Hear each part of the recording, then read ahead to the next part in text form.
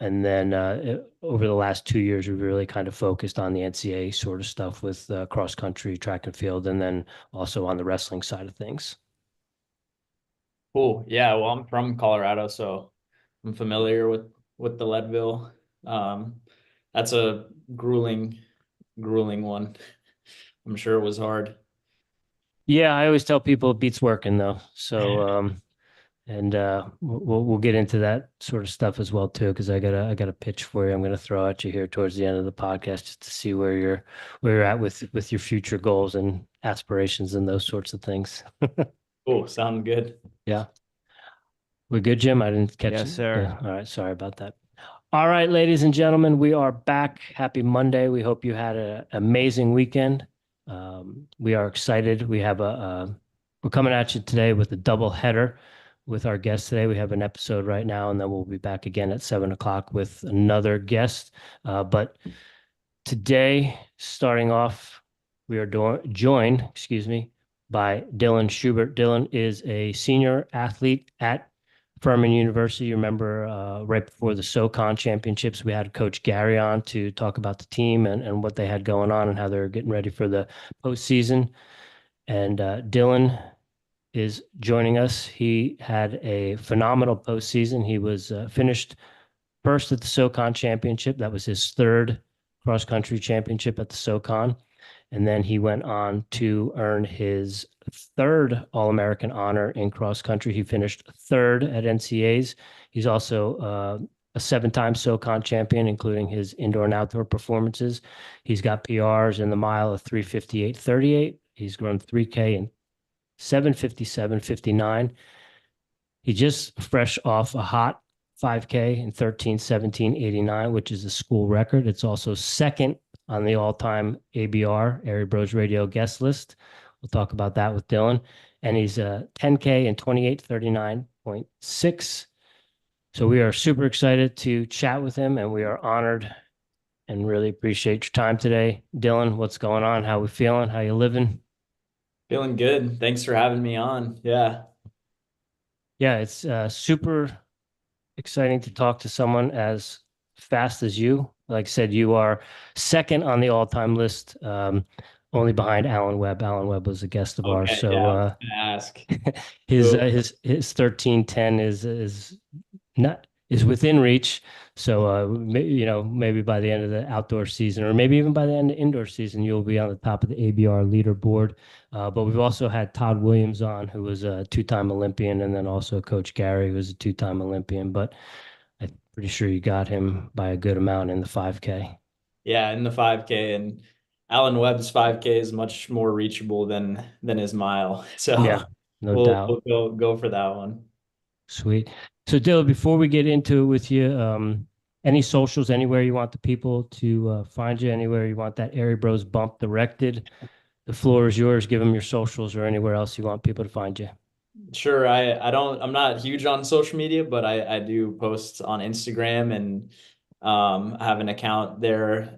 It's Shuby, SCHUBY 43. And then as well as if you're interested in running or looking for training, I have a private coaching business that I'm a part of, and that one on Instagram is Blue Collar ET. So check that out. And we also have a website, bluecollaret.com. Awesome. Awesome. We'll put all that stuff in the show notes for you as well. And what we like to do, because Jimmy and I have spent some time in Colorado, both living in Leadville and in Denver. Whenever we have Colorado guests on, we throw a couple Colorado-centric icebreakers at you. So, first one I have for you. Do you own a Melanzana hoodie?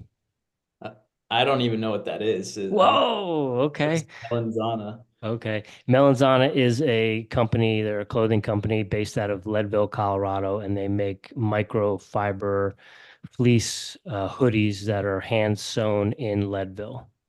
Okay. Well, I'll have to check them out. I thought it was going to be like something more broad, like REI or Patagonia or something like that, which I do own a lot of that sort of stuff. Okay. All right. I know you've got a lot to keep in line with your running, but are you a skier or snowboarder? Snowboarder, yeah, it's definitely something that's hard to do during the season, but every once in a while I'll go, but haven't really had a chance lately, but definitely when I'm done running, I'll be out there more. Do you have a favorite mountain? Yes, my favorite mountain is Copper Mountain. All right, let's go. Do you have a favorite 14er? Favorite 14er?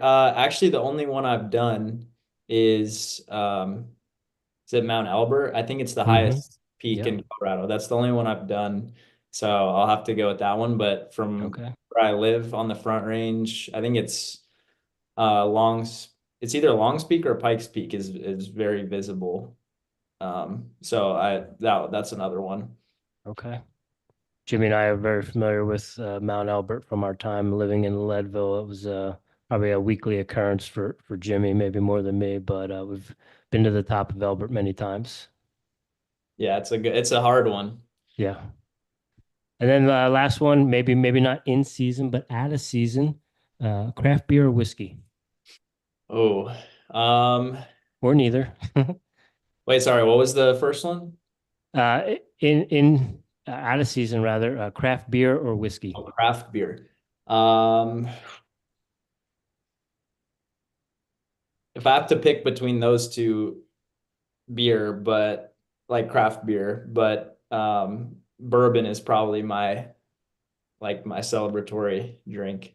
Okay. I guess, Okay. yeah, yeah, Have you had one since Saturday? yes. Heck yeah. Right on. Awesome. Well, yeah, like I said, it's great to have you on and get into your story and everything that you've got going on. So I guess to kick things off, what's your origin story to run? Was that something that someone maybe in the family did, or maybe a PE teacher spotted you in the physical fitness aspect? How did you get into running? Yeah, actually, you're kind of spot on there. It was PE in fifth grade. We were doing a fitness test as part of the whole the sit-ups test, the pull-ups, whatever, the whole ordeal with that. And there was the mile run, and I remember doing the mile run in that PE class, and I think I was trying to get whatever the presidential um like time was, which is like the highest category. And I think it was seven, might have been 7 minutes in the mile, or 7:30 or something. And I remember trying, and I was a good bit off, and the principal he was a runner, and he came out during the school day, and he was wearing his khakis and his button-up shirt, and he just took off his, like, they were nice dress shoes. He just took them off, and he paced me and one other kid to try and do it. And I don't think I ended up breaking 7 minutes. I think I ran like 7:10 or something, but I really enjoyed running. And growing up, I played a lot of other sports. Like I played basketball. That was a big one I enjoyed, as well as baseball. Um, and my dad ran in college, so I did want to kind of pursue that. I knew that was something I wanted to do. And then in middle school, just since sixth grade was, I guess, when I was running year round. I was doing cross country in the fall, playing basketball in the winter, and doing track in the spring, and every summer was playing baseball. So that was sort of kind of my blend of things. And it wasn't until my sophomore year of high school where I had a pretty good coach at the high school I went to. I ran for Thompson Valley in Loveland, Colorado, and saw that I did have like some good talent, and he was like, I think you can run at the Division 1 level and be on a scholarship. And so I dropped basketball and baseball, and sort of went all in on running. And yeah, that was sort of how it all began. Okay. All right. And 14th at NXN, correct? Yes. Yep. 909 for 3,200 meters. Yep. What other schools besides Furman were part of the recruiting process, or maybe down to the final three or four for you?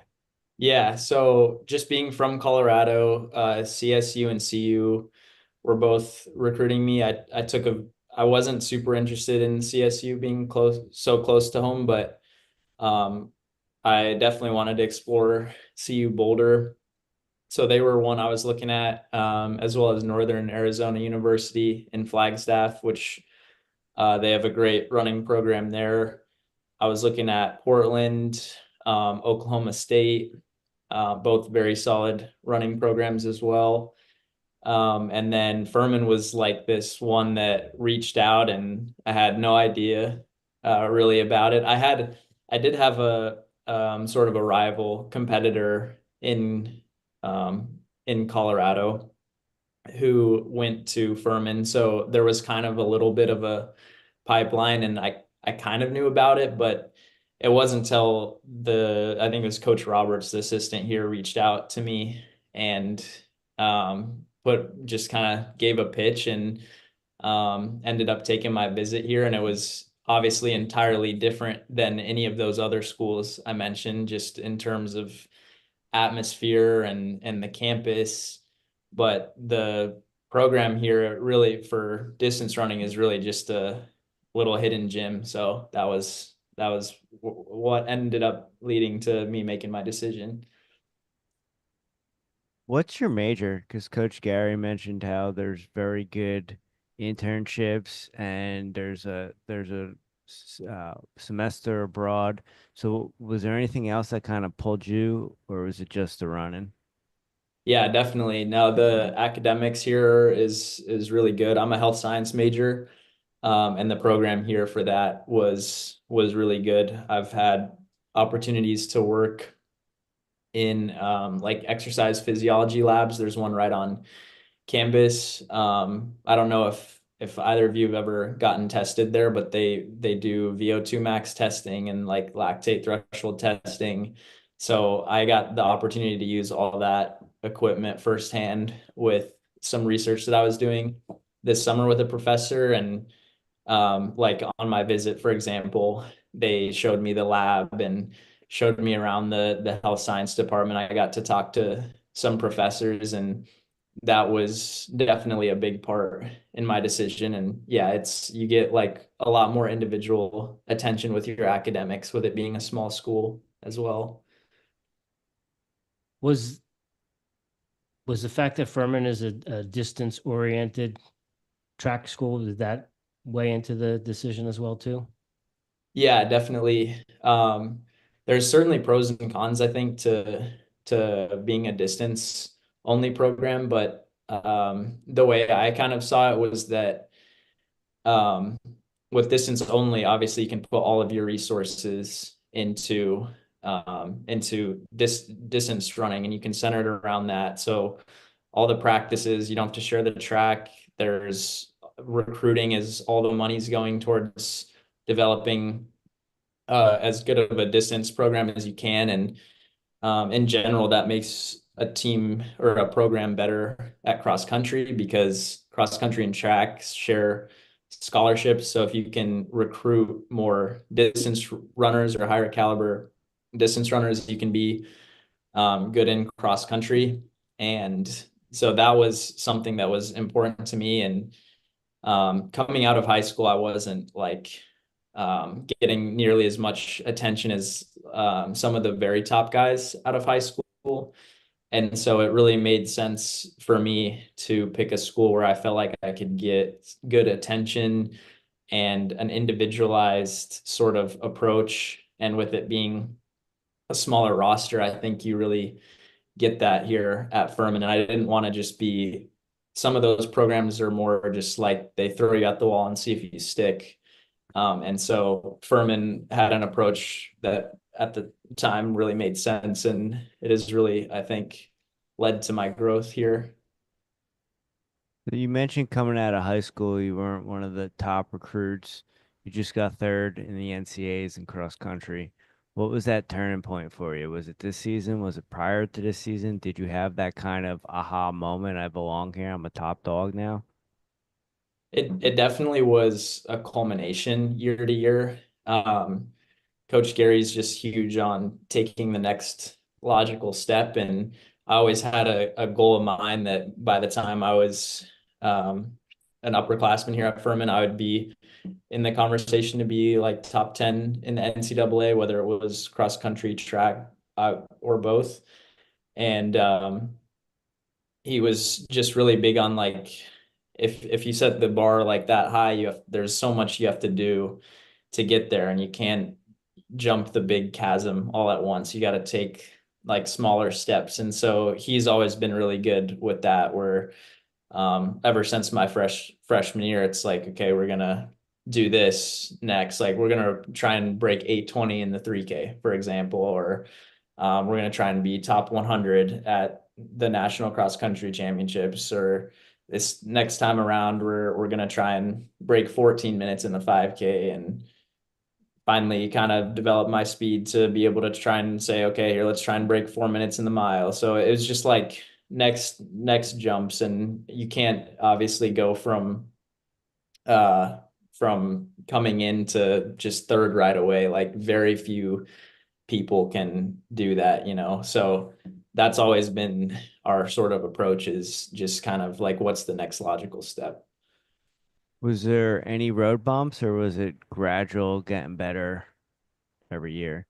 Oh, there's certainly road bumps. Yeah, there's like injuries, illnesses, whatever it may be. And with figuring out the training, there's times where you overtrain, do it a little bit too hard, get injured, whatever. So like there's always some regression in there, but the whole goal is just to, it's like the stock market or whatever. There might be like a lot of volatility, but you're always on an upward trend. So that was kind of the vision. Was there a bike accident in there as well at one point that I Yeah. see? Yeah. So coming off of a injury, I had a couple stress fractures that I was dealing with coming off of outdoor track season. And so I was doing a lot of cross training on the bike, which is great to kind of keep your fitness moving forward. But obviously there's the risk of crashing. And it was just like a wet day on the road out here in Greenville, and I got unlucky and yeah, took a little fall, which kind of put a hiccup into things, but it really could have been a lot worse. I didn't break any bones or anything, thankfully. Do you utilize cycling a fair amount? I do if I have to, but ideally running as much as possible is kind of the main goal. And like for example, trying to get up to like 80 to 90 miles a week is typically what I shoot for in volume. And if there's something that keeps me from hitting that, whether it's recovering from an injury or building up or whatever, I'll supplement some biking. Like for example, coming off of those injuries, if I would run 40 miles that week, I would also bike like 8 to 10 hours on top of that as well. Okay. So I guess let's take us through nationals. As I mentioned, you won conference for the third year in a row, and you were, I think, third or fourth at regionals. Yeah, third. Okay. Was the plan at regionals to kind of just get the team through and qualify and kind of save some reserves for nationals?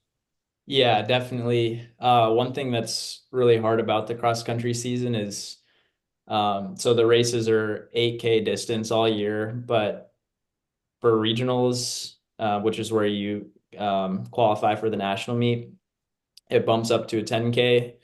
And then the national meet is only 8 days after regionals. So it's a pretty quick turnaround. And it is really hard to recover from racing a 10K hard. And so kind of the goal this year was to really hold back at regionals, try and obviously be in a position to qualify individually if the team wasn't going to get in, and help get the team in. So that was sort of the goal. And I knew that I had the individual spot secured, and so just kind of coasted it in. And it was really nice that the team made it through this year, because our region ended up being very competitive. And so going into nationals, this was, I felt, the best, the freshest that I've felt for my time here. But obviously, not a ton of runners have the luxury of being able to hold back a little bit at the regional meet. And if you are one of the runners that has the fitness to do that, it's definitely a massive advantage come nationals. So take us through nationals. Is that, I've never been at that level. I've done some things in the ultra world, and you have that kind of flow state effort where really really hard efforts don't really they feel effortless. So for you at nationals, is there a moment where kind of like going back to the cycling where it's like there's no chain today, you just feel effortless? Is there a point where you get on the rivet and you're already so deep into it and you're doing well that you just bite down on your mouthpiece? How does it all work out for you? How did the nationals play out? Yeah, I would say that with I can certainly speak for running, but I feel like endurance sports in general, it's very different. Having played basketball growing up and baseball, well, like basketball, using that as an example, there would just be some games, where you're on fire, like you just can't miss. You're sort of in that sort of flow state, and it does feel really smooth, really effortless. And I think you get a lot more of that in those sports that tend to rely more on those skills like that, more skill-based sports. But with endurance sport, it's pretty brutal because it really, every time, no matter how fit you are, no matter how good you are, that it hurts no matter what. It's just always so painful, and that never really changes. The only thing that kind of changes is like your performance. So I think one of the big things is you're just like having to get ready to stomach those punches. And I made it a point to really get out well in that race. And cross country nationals, there's really nothing like it. It's an all out sprint in the beginning, and it's like 200 super fast, fit guys, and a lot of jostling and shoving. And I think a lot more sort of contact than people realize, where there's pushing and shoving and people get spiked. I had a like knee that was bleeding. I mean, it's just like there's a lot of chaos sort of there, and you really have to stay calm and not panic. And so I think that was, yeah, just a big part was being ready for that and kind of finding some calmness amidst the chaos. I think if you can do that, it really helps. But no, it definitely hurt the entire way. Okay. All right. Go ahead, Jim. Dylan, since you've been at Furman, have you guys brought the men's team to the nationals? Yeah, so my freshman year we went as a team, and my sophomore year as well. But then as a junior and senior, we didn't make it. I went individually both of those years, and then my fifth year, this past fall, we made it as a team. What was it like for you to have the team get 17th and to kind of show up on everyone's radar like, hey, we're here, we're on the rise?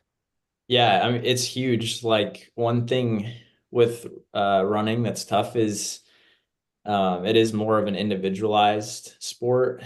Well, endurance sports in general are like that. And so it can be hard because like in the track season, for example, you're traveling to different meets, and you might just be there with a couple guys and there's no real team dynamic. But cross country is cool because there is a team dynamic with the way that the scoring works. And but being on that sort of stage, surrounded by a team, like traveling together, going to team dinners together, enjoying each other's company, being on the start line together, like it really helps you run for something bigger than yourself, and you're running for each other. And it's a really cool experience. And like to come away with the highest individual finish and team finish, that since I've been a part of Furman, like that was a great way to end things off. And Coach Gary was super happy with that as well. What do you say to any young recruits that are listening that might kind of be in the same boat you were in coming out of high school, maybe getting some looks, but really didn't know where they wanted to go and hadn't reached their full potential? What do you say to them? What's your pitch about Furman and why they should give it a shot? Yeah, I think just a piece of advice would be to not really try not to compare yourself to other people. I think everyone's on sort of a different trajectory, and it's easy to compare yourself to the top guys or see a top time and feel like you're a long ways away from running it, but you have to just sort of bet on yourself and do everything you can to be the best runner in person you can be, and do that one day at a time. It's not going to come all at once. You just have to make small steps and consistent improvements. And I think Furman is the place to do that. Just a small school, and Coach Gary, well, the Garys, him and his wife have really built something like special here. And I think it's a great place to like invest your running. The whole mantra of starting small, thinking big that we have here at Furman is definitely true. It's cool to be a small school and shake it up with the bigger state schools. I think like what our basketball team did that, our soccer team won conference this year and made the NCAA championship tournament. So it's just like, and everyone's like, oh, where's Furman? And I think that's the coolest thing is just like shaking things up, being the underdogs. Yeah, Jimmy and I always say one of the reasons we love doing this podcast and talking to people like yourself and Coach Gary is because it gives us new people to root for. And Jimmy and I were glued to our computers on the day of nationals, and we were rooting for you because we had just had Coach Gary on, and it made it more exciting to have someone have a dog in the race or a pony in the race, so to speak. Yeah, for sure. Yeah. And the other thing too is we always talk about, we're trying to present conversations that we wish people would have had to us coming out of high school, and that advice of don't compare yourself to anything, just kind of keep your blinders on and focus.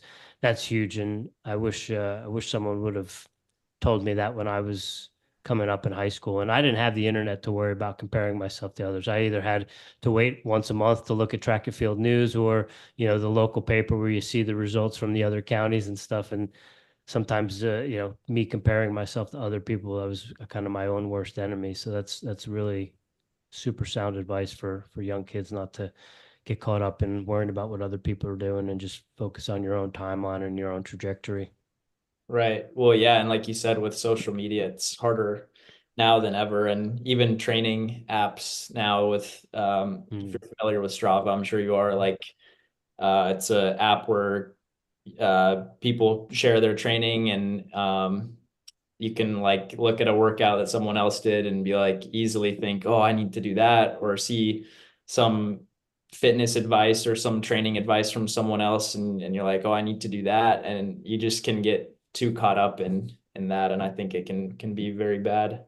I Absolutely. mean, I've done it. I've been there. Oh yeah. I mean, I still do it sometimes. So curious, like I said, Jimmy and I lived in Colorado for quite a few years, and we're originally from New Jersey. And now we both live down south. I'm down here in Greenville with you, and he's in Florida. What was the adjustment like coming from Colorado and living in training at elevation or altitude versus coming to the south and having a whole new animal to deal with in heat and humidity? Yeah, I'm actually glad you asked that, because it definitely is an adjustment. And with running, training at altitude is a huge advantage. So the schools that are based there in Flagstaff or Boulder or Albuquerque, wherever it may be, they certainly have an advantage when it comes to training, but it's definitely not it definitely isn't like a need all be all. Like you can still train well and have good results at sea level. In fact, there's some advantages to training at sea level. You can handle faster training. You can do a little bit more mileage. The workouts can be a little bit more intense because it's harder to recover at altitude, and because of oxygen not being as easily available, like your during like a hard workout, for example, you're not going to be able to run as quick of paces. So like at sea level, you can recruit more muscle fibers and run quicker. And so I think there's something to that. You can definitely get a bit stronger. But as far as the humidity, Greenville is actually not too bad. As you know, like it can be bad in the summertime and the You spring. must go back to Colorado in the summertime. Yes, okay, yeah, I do go. I will say I go back to Colorado in the summertime, so that definitely makes a difference in my opinion. But well, yeah, like I don't know, my girlfriend, for example, she's from Key West, and I visit there, and it's a whole nother Gross. ball game. That's just awful to run in. So yeah, but Greenville, at least when I'm here, in the spring, I would say the humidity is definitely takes some adjusting to, and it certainly did as a freshman as well, getting used to the new environment. But I do go home in the summers and winters, and it is kind of nice getting that altitude training in the cooler weather. No, no doubt. When you graduate, do you see yourself going back out west, or you see yourself staying on the East Coast? I think I'll probably end up going back out west. I'd like to try and continue running professionally, and a lot of those groups are based in Flagstaff and Boulder, so it'll likely be something like that. All right, take us with you because we want to go back out west too. Um, Dylan, you just ran a 13:07, like we've been 13, talking 17. 13:17. Sorry, Rich. Um, and you got third at the NCAAs. Is this the best 2, 3 weeks of kind of throwing down some fast times that you've had in your running career? Yeah, definitely in terms of like performance. But like as far as just like previous times, for example, I mean, I'm proud of all of the ups and downs. Like there's been just, I don't know, if my senior year, for example, being 14th at the Nike national meet for cross country, like that at the time was huge. And I was really proud of that. I was really proud when I broke 14 minutes in the 5K for the first time. And obviously I'm really proud running 13:17 and placing third in the NCAA. So I think like to kind of my point is that I've always just enjoyed, those performances wherever they've been. Like I know a good performance for where I'm at, and they all like are a step forward. And I think I've always been excited to take that next step, and also just have really enjoyed the process too, with something that's as physically demanding as running, and with honestly very little payout for what you're putting in terms of like whether it be financially or even enjoyment, because there's so many bad races that happen, so you have to really like really enjoy the act of training, which I certainly do. I enjoy putting in the miles and the challenge and setting a goal and trying to accomplish it. Like that's what I really enjoy, is just that process. Right. So NCAAs were a little bit before Thanksgiving, correct? Yeah. And a week after Thanksgiving, you have that fast indoor time. Do you get to enjoy the holidays, or are you still prepping for something, or are you gonna kind of get back after it after New Year? Yeah, so over Thanksgiving break, I just ended up staying around here so I could train, and went to teammates for Thanksgiving, which is kind of unfortunate sacrifice. Like I love going home and seeing family for Thanksgiving. It's just a long flight back home, and it just, yeah, kind of interrupts the training a little bit. But yeah, after this indoor meet where I just ran 13:17, I'll take like some downtime, sort of focus on finals, is a really stressful time, and sort of just take take a down week in terms of running and then start to kind of ramp things back up again. I'll go home and be able to get some good training in moving forwards towards the indoor track season. Now we actually take some time off when you say it down from running, we just lowering the mileage, or are you going to take a couple of days off? Yeah, like this week, for example, I'm running like every other day, just running 5 miles. Maybe just do a little bit of easy biking as well, but certainly no like hard workouts or anything like that. All right, well, let's stay off the bike until like Thursday because it's kind of slick out there and it Yeah, looks like rain tomorrow and Wednesday.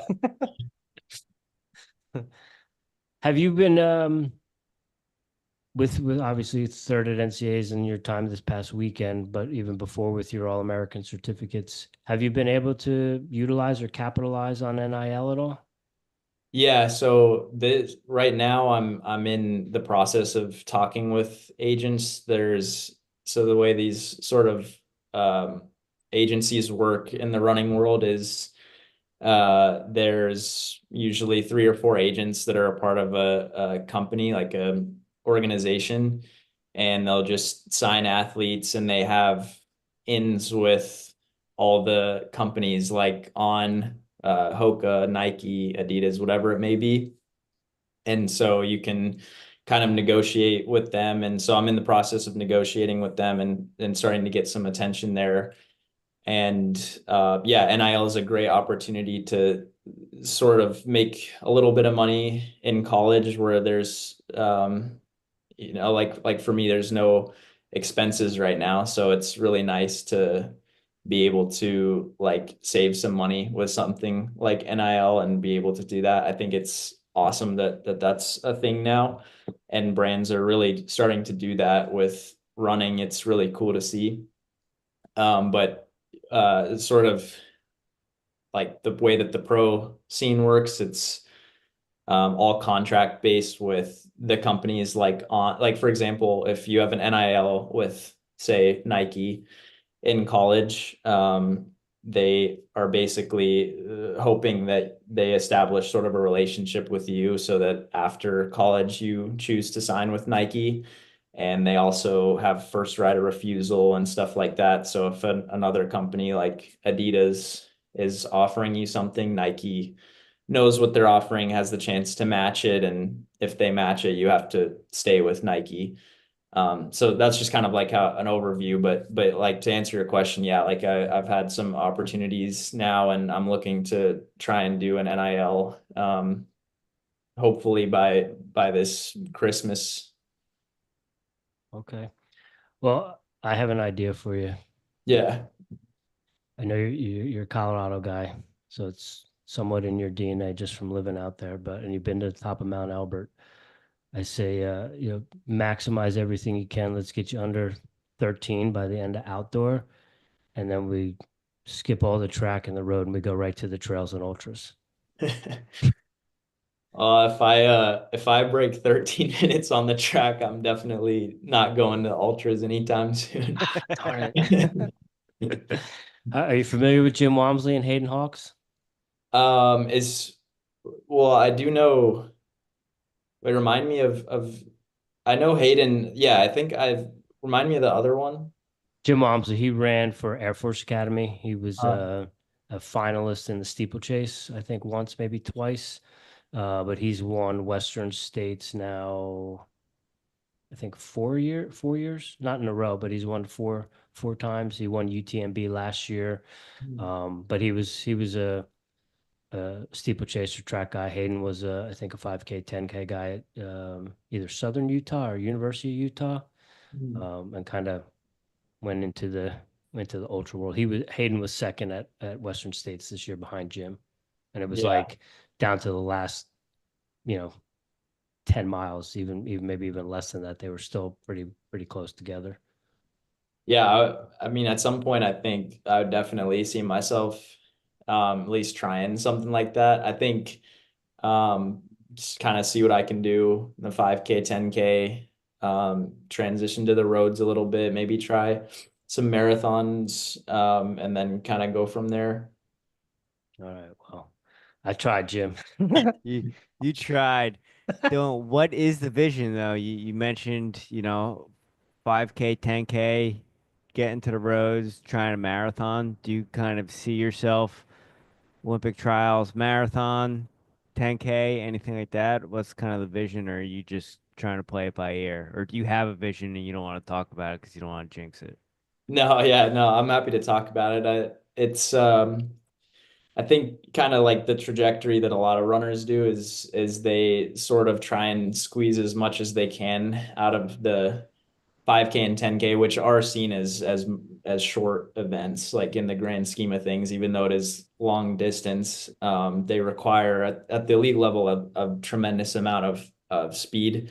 And as you get older, you sort of lose that. And to make international teams, you need to be able to close in like 52 seconds in the 400, So like that's one thing I think a lot of people fail to realize is that distance runners are very fast, and it requires a lot of sprinting ability to be able to close in 52 after running 4 20-minute miles, So in general, people kind of try and do as much as they can on the track until they're in their mid to late 20s. And then you kind of, the way your body develops, you can actually, your peak for like the marathon per se is, not till your late 20s, early 30s. So a lot of people find a lot of success there after the track. And so that's kind of what I'm thinking, something like along those lines.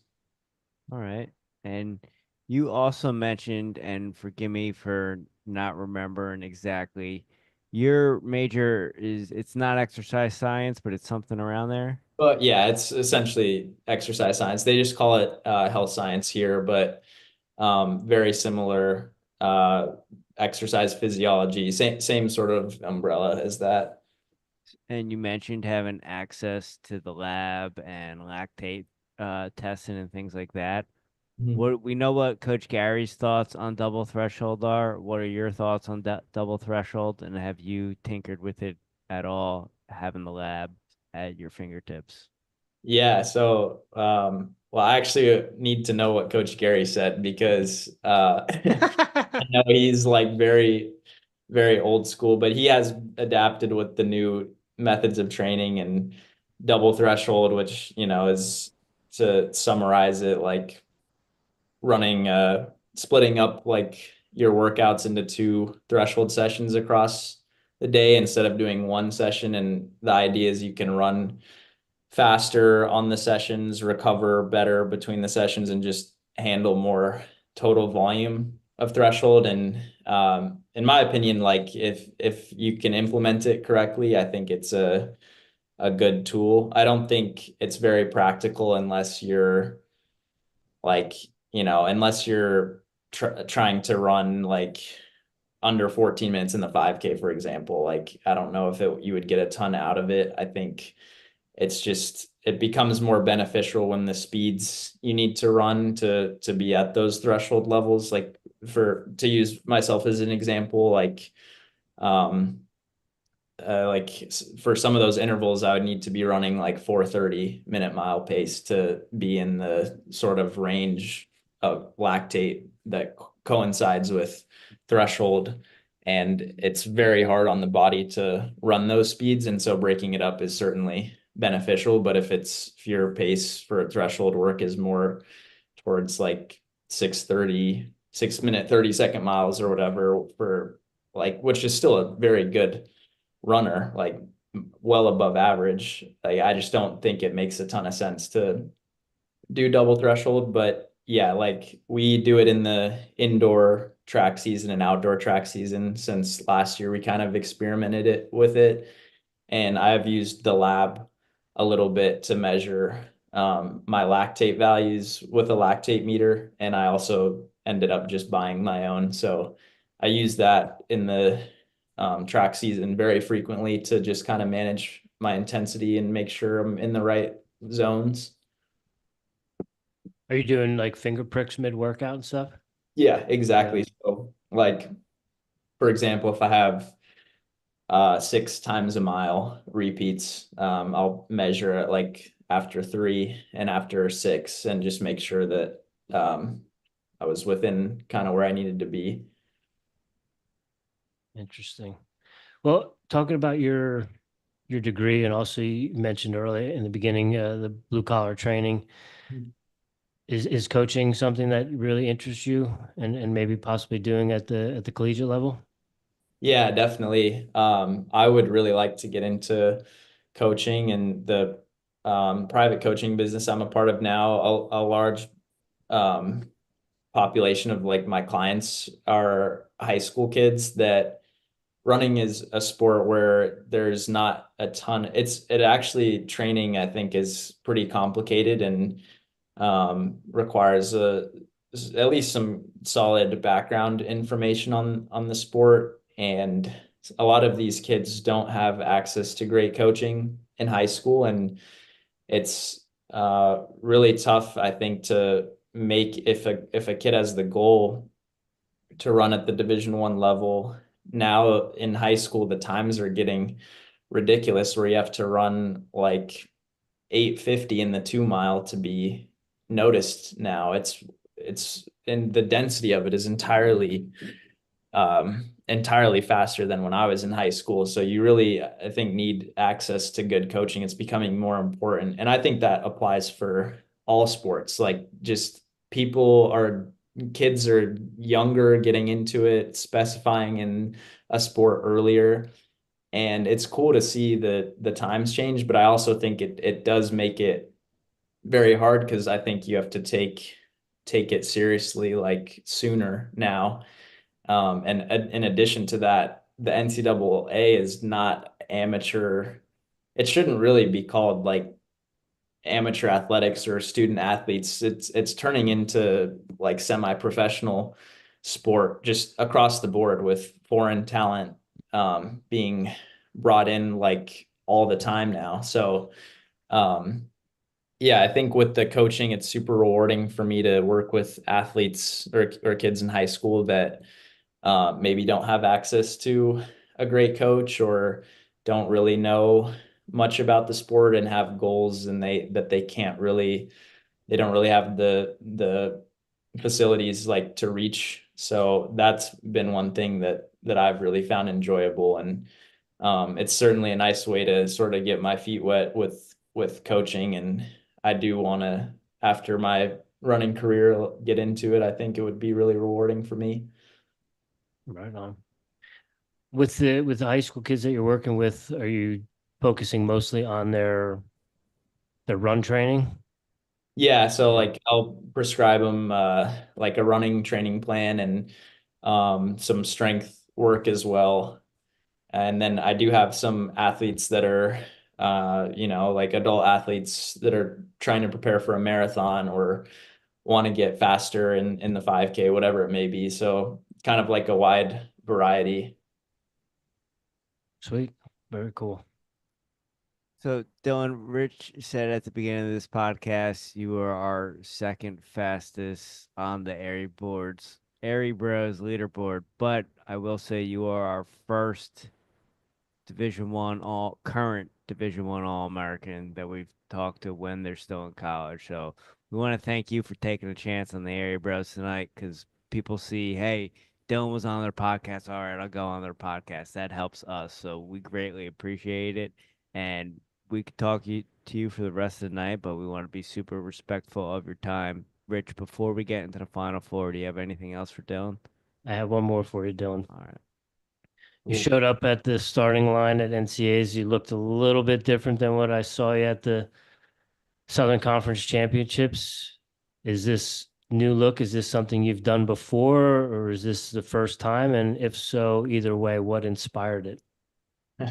Yeah, so well, I bleached my hair in high school, our high school team when we made it to state just as something fun. We did it, but in college I'd never done anything like this and I just had the idea. It was more kind of the mindset with it where it was like, okay, it's my last cross country championship. Might as well just do something like funny or memorable or cool. Like and the inspo is Eminem. So I did the said you have Cinderella Man playing in the background when you were yeah, putting the no, bleach in yeah, there. like had some Eminem playing in the background, bleaching the hair and doing the buzz cut. So I was pretty scared to mess it up, but it ended up going okay. Right on. Yeah, enjoy it while you can, because when you're 37 years old, it's not cool to do anymore. So get it all out when you're still competing. Yep. Yeah. I was thinking about doing it for the holidays. I was gonna say one of my older coaches, he was actually here at Furman, Chris Neal. He was at Boston. He's at Notre Dame now, and he was like making fun of my hair. But he's bald, and I was like, oh, at least I have hair to mess with. Touche. Dylan, first Final Four question I have for you. Are you a coffee drinker? Yeah, huge coffee drinker. How do you brew your coffee and how do you take it? I do espresso grounds in a French press. All right, nice. Black? Yep, black. You have a favorite coffee shop in Greenville? Yes, I actually like Bridge City well, it's TR, but yeah, Bridge City Coffee in Travelers Rest is my favorite spot. All right, we'll put that. You ever been to Tandem? Oh yeah, we Yeah. love Tandem. That's a great spot. In Greenville, I like Old Europe as well. That's a good one. Okay, I'll have to check that out. Dylan, do you have any daily practices or rituals that you do on a regular basis to show up as the strongest version of Dylan Schubert? Yeah, I guess one thing I really try and do is wake up on a positive note, and just have some gratitude, show some gratitude in the morning, whether it's a daily prayer or just sort of like thinking for a moment. That's kind of the way I sort of start my day before practice or something, or right out of bed. And then, yeah, like other than that, I think just being in a routine, it's like every day is it's so like repetitive, and I think and I always try and like have a point in the day where I can kind of like decompress a little bit. What do you like to do to decompress? Typically like take a nap. Like that's probably my number one. I like to read a little bit, kind of get off the electronics, especially before bed. So I'll do a little reading. Right now I'm reading The All Blacks, which is a book about the rugby team, the New Zealand rugby team. And that one's pretty good. So yeah. Dylan, I can get down with naps too. Yeah. I always try to find a little moment in the day to get a nap, a little 15 minutes, just perfect for me. So well, some people can't nap. I know Coach Gary says he can't take naps. So I don't know what I would do if I couldn't nap. Yeah, I always look for that window. So you already kind of answered this part of this next question, but what are you listening to right now? Music, podcasts, audiobooks? Are you reading anything? Yeah, so the All Blacks, like I mentioned, recently for music, I've been on Creed recently. Let's go. Yes. Shout Uh, out Coach McGee if you're listening. That one's for you. yeah, so like I like that 90s, like early 2000s rock. So Creed is one I've been into heavily. Podcasts. I like Joe Rogan's podcast. They're obviously very entertaining, and he always does a good job, I feel like. And there's another podcast in the running world called the Coffee Club podcast, which is a couple guys in a pro group in Boulder that do it like a running podcast. So I'll listen to that as well. And now like you guys, I'll have to check out more of your guys' stuff. Heck yeah. Have you talked to Coach Rich and I at all? They're gonna get you out in Boulder. I haven't talked to Dathan yet, but that would be a great opportunity. To be honest, they really look at like NCAA champs. Like once you're kind of in that conversation, I think you can finally start getting to be on their radar. So hopefully soon. All right. Well, hopefully Dathan he'll listen to the Airy Bros radio, and then we'll get you on the on running team. Dylan, last one I have for you. Do you have a guilty pleasure? Guilty pleasure. Hmm. Are you a Swiftie? No, definitely not a Swiftie. Um, I don't know if it's like a guilty pleasure, but yeah, I guess I enjoy playing a lot of video games in my free time sometimes. Okay. I don't know if you could call that really a guilty pleasure. Absolutely. What do you like to play? I What's your like go-to? Call of Duty and Fortnite. Those are my two. All right. You got a PS5? Xbox. Xbox? Okay. Yep. I see you got a specialty gaming chair there. Yeah, exactly. I'm sitting in the chair. All right. Yeah, we've had a couple people that said gaming as a guilty pleasure. Okay, Nothing wrong with that. cool. It's good to kind of decompress after a hard double threshold session. Yeah, exactly. Dylan, thank you for making time for the Airy Bros during finals week. We know you got a hectic week behind you and ahead of you, so we appreciate you finding time for us to chat with us and let our fans know what you got going on and what everything that's going on at the program. So thank you so much. Yeah, of course. I really enjoyed it. Thank you. Yeah, Dylan, honor and a pleasure. We look forward to continuing to follow your success and your racing throughout indoor and onto outdoor. And again, uh, obviously we want to see you break 13, but if the trails start calling, please give me a holler, and we'll get you set up, and we'll get you running some pretty fast ultras, and there might be some money in it for you too. Sweet. Yeah, sounds good. All right, well, Dylan, good luck with finals. Tell Coach Gary we said what's up, and thanks for the Furman shirts. We do appreciate supporting the Paladins, and best of luck with your finals and indoor and outdoor. Thank you. I really appreciate it. Yeah. All right, y'all. That's Dylan Schubert. We will be back in about 90 minutes with another banger for you. So come on back.